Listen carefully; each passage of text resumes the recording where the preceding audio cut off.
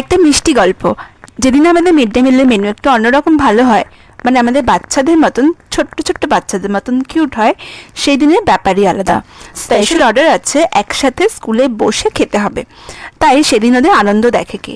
ওদের মধ্যে যারা চাইল্ড ক্যাবিনেটের মিনিস্টার বা মেম্বার, তারা আবার দিদিমণিদের সাথে হাতে হাত মিলিয়ে ছোট বোনেদের খাবার পরিবেশন করে দিতে খুব ভালোবাসে। ও ভুলেই গেছি, মেনুতে কি আছে জানো?